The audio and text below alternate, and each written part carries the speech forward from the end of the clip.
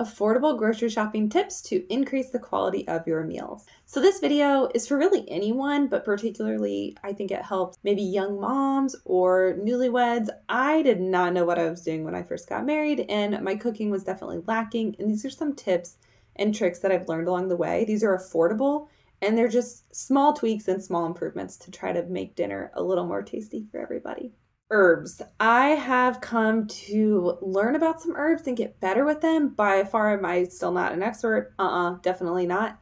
But I was buying the little packages of herbs in the grocery store, and they're like in a small little package, and I realized how quickly those went bad. They weren't working out for me very well. So then I learned the better option for me with most herbs is to buy the dry ones that are just like, in the baking aisle. And that's just how it worked out better for me. Now, I would love to grow some in the future and keep them on hand. And when I do buy fresh, the two that I typically buy are green onions and cilantro.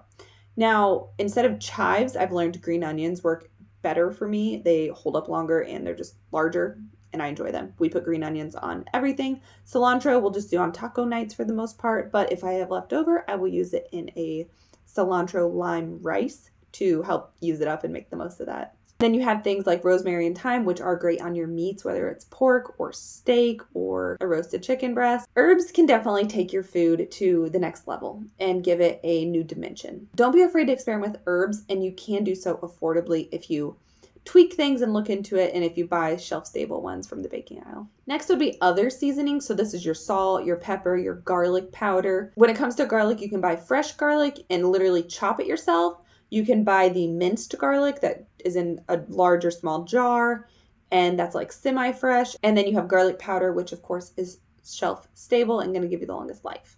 I use different versions of garlic for different things depending on the dish and how I'm preparing it. Some other ones I really enjoy are red pepper flakes and just a general like steak seasoning. I'll use that not just on steak, I'll use it on other things. I think it's got a nice blend to it. And then of course there's just your basic Italian seasoning blend as well. Now I will say when it comes to seasonings, spices, I don't buy the name brand. I try to buy the store brand as much as possible. I don't think it's that much of a difference in quality, and I like to save as much money as I can on this. Next is lemon and lime juice. I have been trying to learn more and more how I can use them in my food, and I'm getting more and more comfortable with them. So lemon juice, a couple ways that I use it are in pasta dishes. So if I make a creamy sauce, sometimes I'll throw a little bit of lemon juice in to like lighten it, give it a little bit of acidity.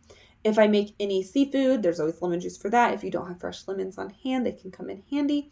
They just can lighten something that's heavy naturally. Lime juice I will use sometimes to pickle things. So if I do something with jalapenos and I want to slightly tone them down, or even like red onions, we love those at our house, but sometimes you just want to tone it down a little bit, I will use lime juice for that. And then also for a slaw, I like to do a slaw on these pork tacos. And it's coleslaw, and I'll mix it with some mayo and lime juice. When it comes to lemon and lime juice in general, you of course can add them to different drinks, and if you are a household that drinks alcohol, mixed drinks as well. They're just a couple staples that can come in handy, and the more you learn to use them, the more you love to use them. Next would be figuring out what are your multi-purpose items in your fridge. I don't mean gadgets, I mean food. So multi-purpose for me is like shredded cheese. I love to have a Mexican blend, a Parmesan.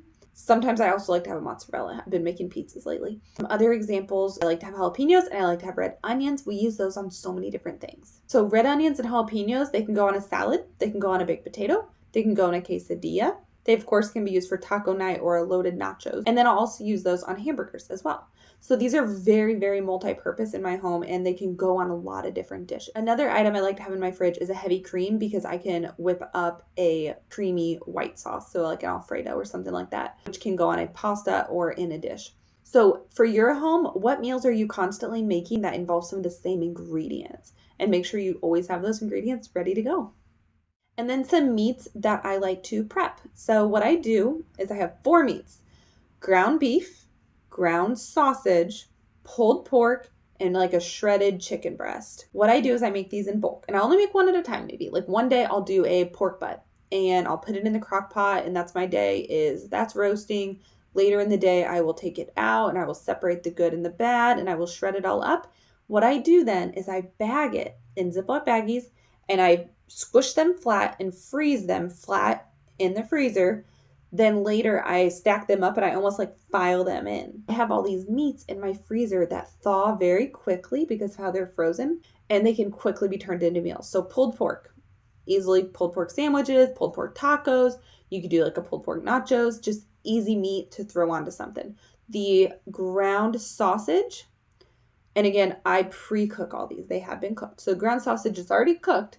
So what I'll use that for is this pasta that I make. I do this sausage pasta dish that's delicious. I put a creamy white sauce in it. I'll throw some spinach in it if I have it. Delicious. Absolutely love it. The shredded chicken breast, I can use that for a lot of things. It could be a buffalo dip or a buffalo pasta. I will use that for chicken and noodles, rice and chicken casserole, literally anything you would use a shredded chicken breast in. It comes in handy. It's pre-cooked, you just thaw it, and you can add it to a meal so simply. And finally, ground beef. The ground beef is already cooked, but like tonight, for example, I am making tacos. So I pulled it out of the freezer, and what I will do is I will still throw it in the skillet and I will throw the seasonings on. You could argue, well, you're still dirtying a pan. Yes, I am, but I'm not dealing with the grease right now. I already did that when I originally cooked it. And part of the reason I do this isn't about saving dishes. It's about saving time. If you are working outside of the home, you get home, you want to whip a meal up really fast. How I do that is by pre-cooking these meats. They just quickly turn into a dish, whether it's a pasta dish, taco night, a casserole, or it could be even something where you prep it in the morning and it's ready to go in the oven in the evening. Whatever the case is, pre-cooking these meats does save me time.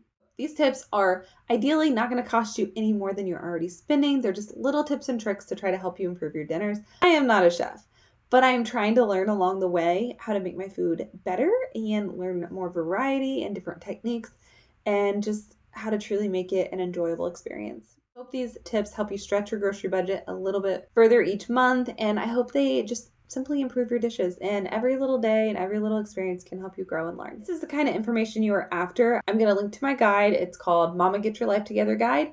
It is a guide for keeping your home and maintaining it. There's 4 pillars to it. There's the financial aspect, grocery shopping and meal planning, cleaning, and just planning, like as in the calendar and organizing your life.